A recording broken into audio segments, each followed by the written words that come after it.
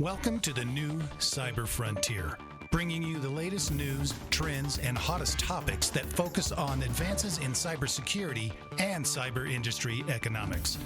Our expert yet down-to-earth hosts make cybersecurity straightforward. They ask the tough questions and make this challenging topic something that everyone can understand. Our candid approach lets guests open up on topics we would all like to see addressed. You can find us on the web at newcyberfrontier.com. That's www.newcyberfrontier.com. Now join today's host as he introduces the topic for today's new cyber frontier.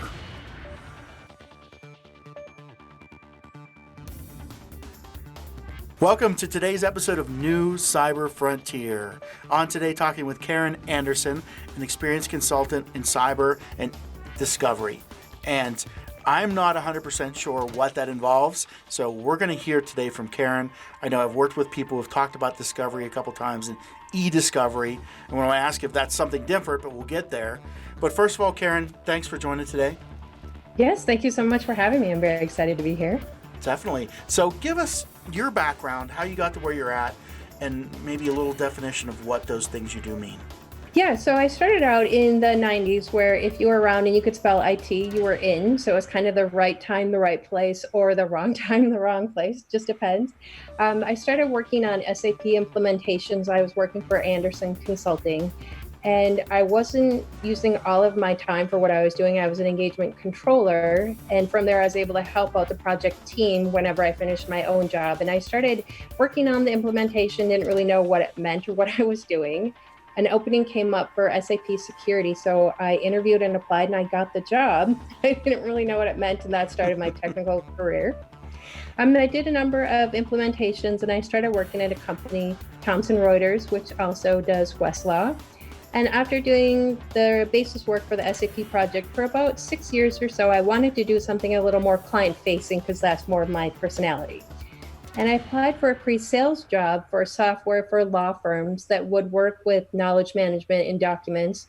And I started working in that world, and that started introducing the whole notion of data, relevancy, indexing, taxonomy, any of those things that were pretty fascinating. And then I had a friend who worked in legal recruiting. She had a job that she said sounded like me, and she asked if she could send my resume, and I said, sure. And it was for a company called Kroll On Track, which I had no idea what computer forensics were or discovery myself. I applied for the job. I didn't need the job, so you can be very candid in the interview. And I landed the job, and it was the best thing I ever did.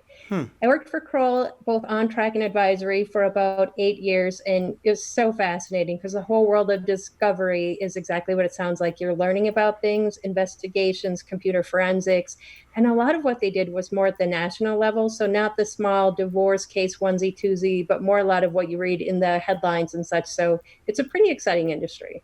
Interesting. So questions I had about when you said you started SAP and you got a security job, was that mostly just like passwords and user accounts at that point? Well, it's actually working within SAP to develop the security because it's all object-based, but it reported to corporate security. So the first thing they did was give me Unix-level root access, which I didn't even know what that was. So looking back now, I have to laugh at that because that was probably not a good decision. Well, you were the best person for the job, obviously. So there wasn't say the bar wasn't that high at that time, right? Or maybe they just assumed, which people often tend to do, that obviously I'm applying for security, I must know these things. But that's one thing you want to keep in mind, is always good to ask questions rather than just blindly trust. I remember probably back in that time, it was anybody that wanted to be in security. It was like, okay, if you're interested in this, go, because there was real no history before that. And it was new. It was like, okay, try it out, because who are you going to get if there's no experienced people in it, right? I sometimes wonder if we've developed very much since those days. Yeah. So let's take a break. We'll hear from our sponsors. We'll be right back. But one of the things I want you to talk about is there's a couple terms you mentioned, but what is discovery? And how's that and forensics meet, and how are they different? But we'll be right back after we hear from our sponsors. Cyber Resilience Institute helps build strong cyber communities designed to prevent members from attack. Like building a neighborhood watch, it takes coordination and a sharing community to protect our identities and valuables in the virtual world. Typically, we hear that organizations know they need to do something to protect their cyber assets, but don't know where to begin. Let Cyber Resilience Institute help your community create an action plan. Cyber Resilience Institute will build your community or business marketplace so that it is designed to support a collective cyber defense. Contact them for more information at cyberresilienceinstitute.org. Welcome back to New Cyber Frontier. On today, talking with Karen Andersen. And before the break, we had talked about her work in discovery. And you had mentioned forensics as a term. You mentioned relevancy, data taxonomy. I want to understand those a little bit instead of just as terms. And what is discovery, forensics, and the differences? Yeah, it's an excellent question. So if you think about cybersecurity in general, it's a lot like the word art. It means so many different things. And so this is really one aspect of it, because if you find yourself in a situation where the FBI, the DOJ just came and raided your company, obviously you've hit their purview for a reason, and you want to know what is it that they're alleging so that you can go ahead and respond. Now, the same thing happens in litigation as well. Somebody files a lawsuit against you, or they're alleging something, so they're going to look for any type of proof. So if you think about CSI in the crime world, electronic discovery is very similar. And don't forget paper as well, which people often tend to do because of the word electronic. But what you're trying to do is find any evidence that what people were alleged of doing, did they do what's being alleged or did they not? So think of all the different places you would look to. So just like in a crime scene, electronic evidence has properties that you need to maintain. You need to use a chain of custody. You need to put it in a sealed evidence bag to make sure that somebody doesn't tamper with it. But when you start to think about things being alleged, it's a great way to know who was discussing it, who was involved, what other things were being said. Is there any actual facts to what's being said? So it can really introduce, is what happened, who was involved. But the other thing it can do is start to introduce where there's a discrepancy or there's a gap or there's a timeline, which would kind of indicate that perhaps some evidence has been destroyed. So from a discovery standpoint, you're going to find out within a company, let's just take Coca-Cola for an example. If somebody stole their secret recipe or they were doing something to their recipe that somebody would determine was not safe, perhaps the FBI or the DOJ would get involved in and say, hey, we think that you're accidentally killing people or purposely killing people, and we're going to do an investigation. So they come in and they raid your company and they take all kinds of data. And now you need to sit and build the same set of data to determine what's being alleged. And you'll get a subpoena that will be very specific about what's being looked for, but they're going to ask you for perhaps any of your trials from when you're developing the recipe, if there were any types of complaints against the recipe, if there were emails, if there were salespeople making false representations. So you start to think about what would that look like from a company standpoint and what type of data would be involved. So you have to find the guy who knows everything, and every company has one. And you also have to understand technical language and lawyer language because they're very different. So if a lawyer says, I want all emails, somebody who's an exchange administrator would say, oh, that means something very different to me.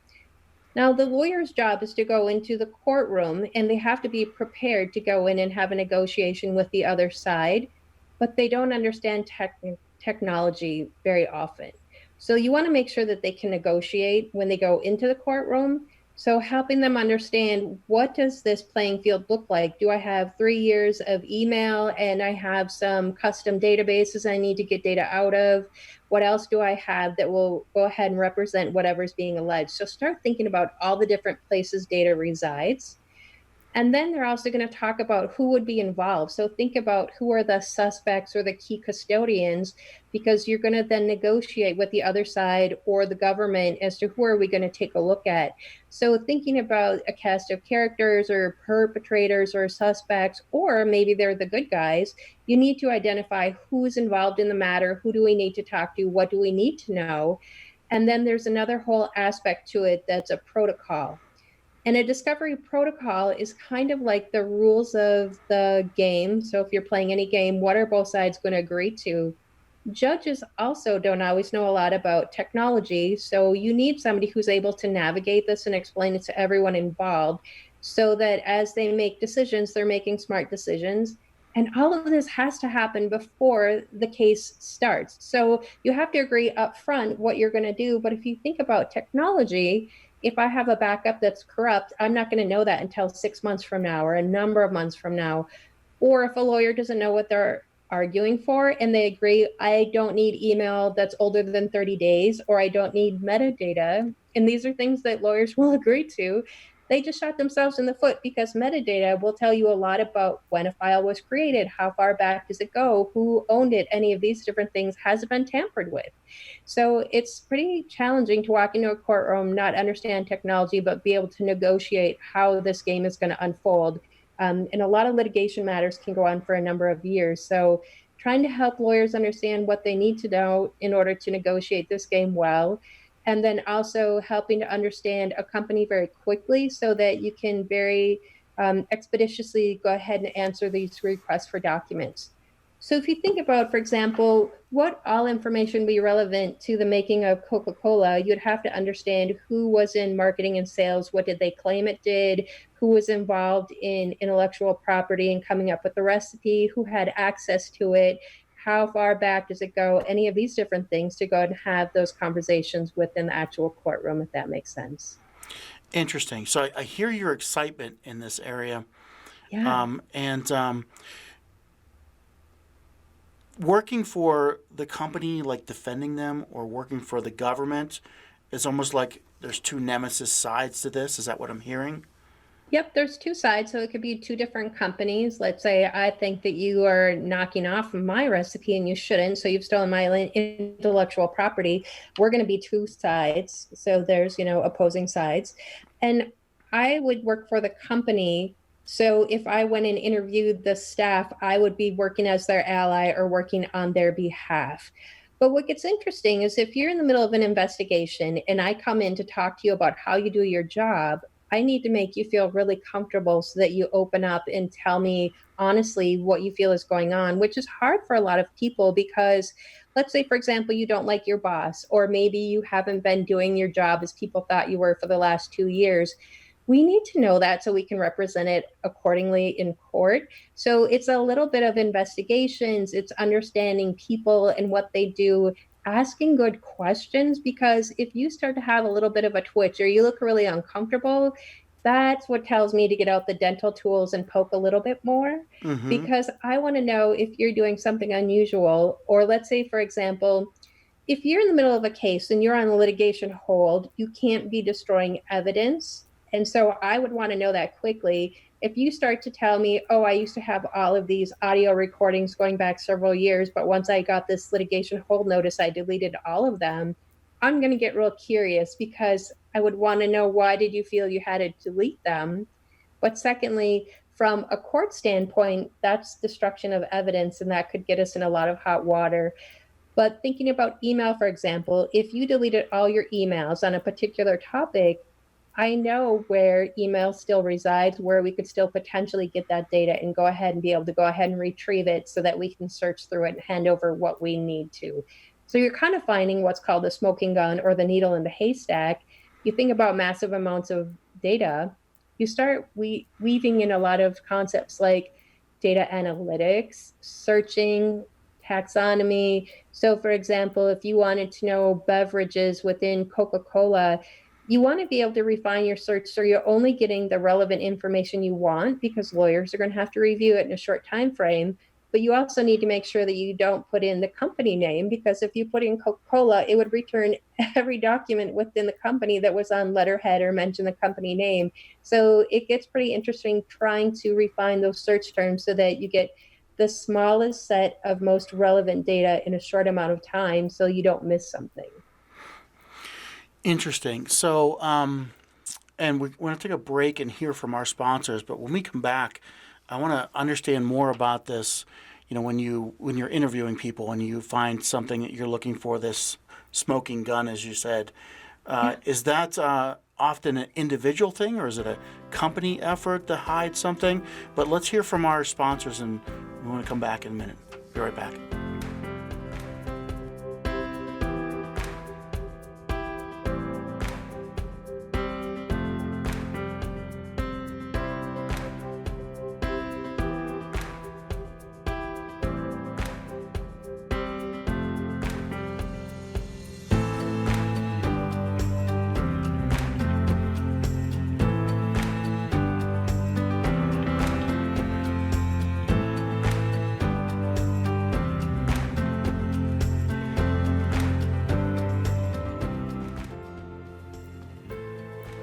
Welcome back to New Cyber Frontier. On today, talking to Karen Andersen, consultant for Discovery, and we were talking before the break about the human aspect, and talking to the person and looking for, what have they tried to hide or obfuscate, and then thinking, why would they do that? Yeah, absolutely. So when you're, it's kind of, I was gonna say, when you're looking at that and you're talking to somebody, is it you're going in as a company representative trying to find information to support their case, and you find this, you still want to know all the information that might be in against their case? Is that kind of, or which side are you usually on when you go into a company? well, we're usually responding to something. So we're trying to show that either we did not do something wrong, or the client that I'm working for can explain why somebody thinks something occurred, right? So I'm just finding any supporting documentation to either respond or to state what they did was just reasonable and why. Okay. So part of that is going through a company and understanding who knows the topic and asking questions. Now, if something seems a little unusual, then I'm going to ask some more questions, because it's about, as the term says, discovery. What can I discover about this? You also asked previously about computer forensics. How does this feed into it? So if you were a custodian, I would come and talk to you. I would ask you about your job. How long have you been there? What different things do you do? If you in your role were doing some type of testing, where do you put the test result? How do you typically organize your information? And then I would explain to you that at the end of this, we're also going to take an image of your computer, and it's going to be a bit by bit, meaning anything that exists on that computer, we're going to do an exact copy. Now, that makes some people uncomfortable if they've been doing something they shouldn't be, but here's where this gets interesting. Most people don't understand discovery. They don't have a reason to. But what can sometimes happen is, let's say, for example, you're having an affair, which has absolutely nothing to do with what we're looking for. You start to come unglued a little bit because you don't want anyone to know that you have somebody on the side. And so they start to kind of come unraveled. So I have to ask some more questions to understand, is your discomfort because of something related to what we're interested in, or did you just make bad decisions? But where this is really helpful is because I work in cybersecurity as well. I can help people be proactive by helping them make good policies and explain to people that, hey, maybe you shouldn't be doing these things on work issued devices, because there might be some time when we need to take a closer look. And it's not because we're even interested in what you're doing as a person, but as a company, we need to defend the things that we're doing. And I think people don't always think about privacy. But what happens then, as I was explaining, computer forensics come along and we make an image of the computer. Most of the processing is automated. So let's say, for example, you have some inappropriate photos. I would probably never know that, because most of what we do is automated. It goes on search terms and other criteria. But if you start to react negatively, I'm going to be curious what that's about. If you start to ask me questions like, can I delete something off of this computer before you copy it? That's just going to make me that much more interested. And I'm going to have to explain to counsel, we need to take a closer look at Bob Johnson, for example. And where this gets even more interesting is, let's say, for example, you're going through the review process. Then once this data has been processed and put in a review database, there are times you find out there's evidence of a different crime that you didn't even know existed. But because you're now going through volumes of data, maybe you find out that somebody's perhaps having an affair with somebody who is working for them, or it's inappropriate, or perhaps they're selling stolen goods during their work job. And so when something like that happens, you need to let counsel know so they can advise their client. But it's just kind of one of these funny things that happens when you meet people and you ask questions and say, hey, tell me about what you're doing.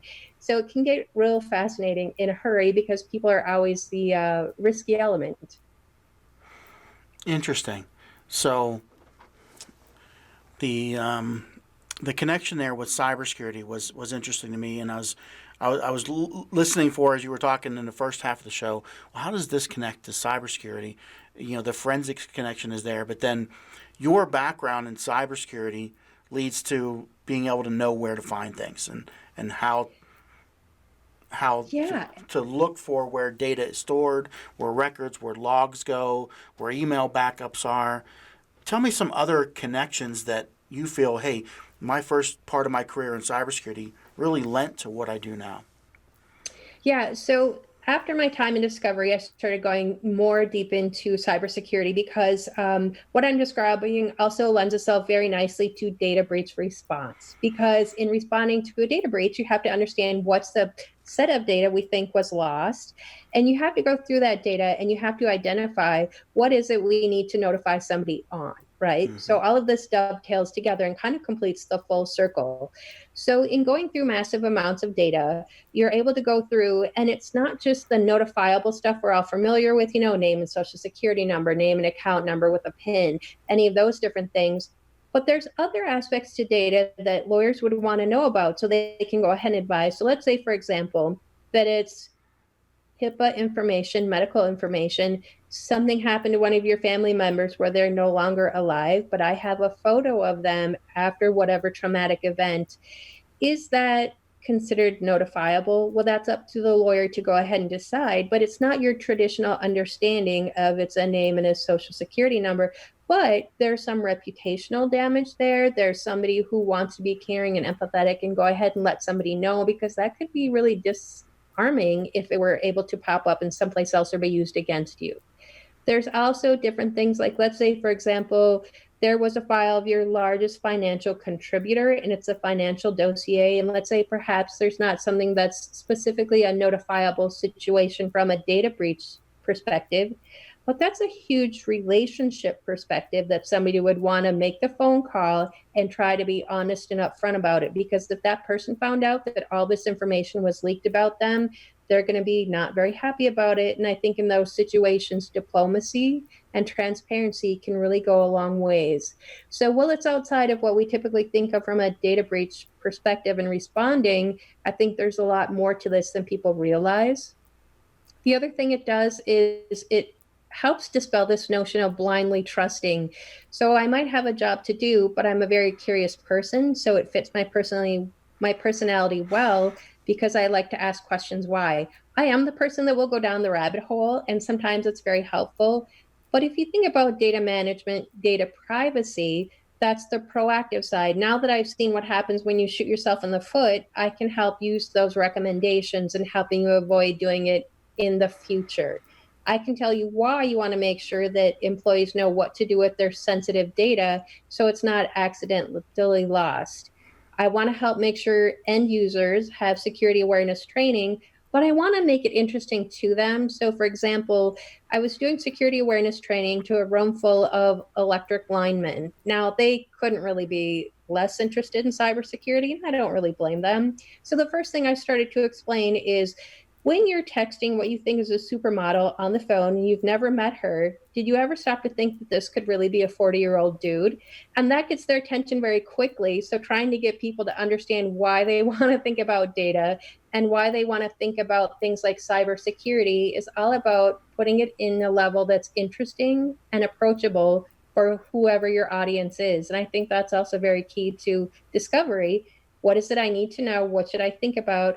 And then also from a data management perspective, if I know what happens downstream and it becomes a nightmare for any company, I can help you make smart decisions up front and protect and make sure that your users are making good decisions and that your policies are clear, which is really what a lot of this comes down to.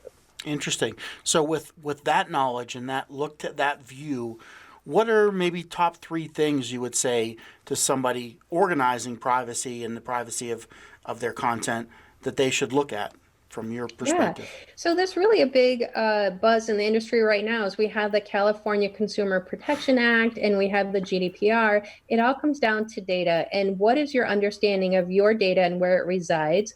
Do something that will give you a tangible answer. So don't go on this blind assumption of where I think stuff is stored. Where is your data actually stored? And don't just think of the application where it's nicely organized and it's in a database. Think about the stuff that's outside of that application. And do you have users who are the wild, wild west doing what they want and you wouldn't be able to know if something went missing or not? Do you have a handle on where your data resides? That's a really big component of any of the data privacy legislation that's kind of coming down the pike. You're going to have to be able to state that, especially if you have a data breach. Secondly, making sure that you're having good policies to help people understand, because if this isn't the world that you live in, you don't really know what are the decisions I should be making.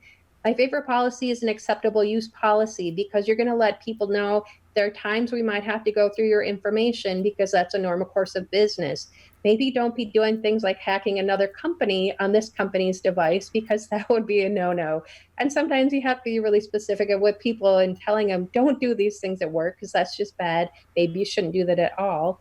But it also builds trust with employees when they understand what's appropriate behavior, what's not, and what should I think about before I go ahead and take the actions I'm going to take. Anytime you have better understanding, I think it works well for everyone involved. Interesting. What are the if you said this is the area that people fall short on the most, what would that be?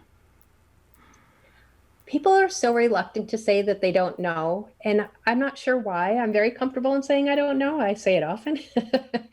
There's a certain maturity in being honest and being able to say, I'm not really certain. Let me find out and get back to you. It goes so much further than either lying about your expertise or giving the wrong answer because you're afraid of looking dumb.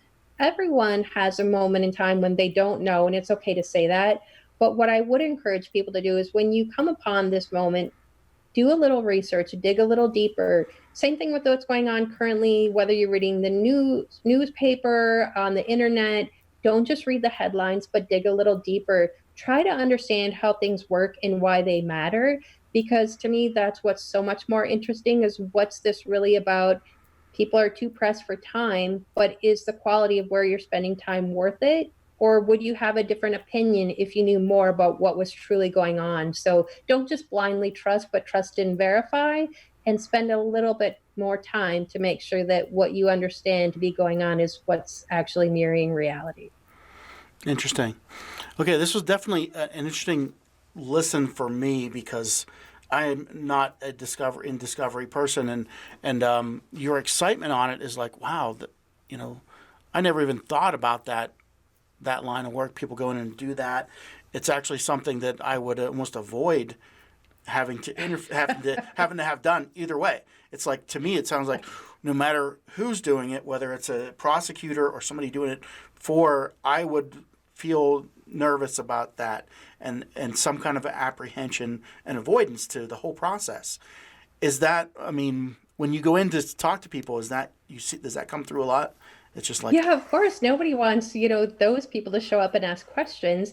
So I always ask clients, would you like me to come in a suit, or would you like me to come in, say, like jeans or khakis? Because if you come in a suit, the people tend to distrust you very quickly because you're one of those people. You're not one of us. I don't know if I should trust you. mm-hmm. But if I look like I'm relatable and I explain to you that I am here on your side, and somebody from the company says, yep, she is working with us, you start to realize, oh, okay, this is all right. And I'm going to explain to you that I'm here to do the best job that I can to put us in the best position possible.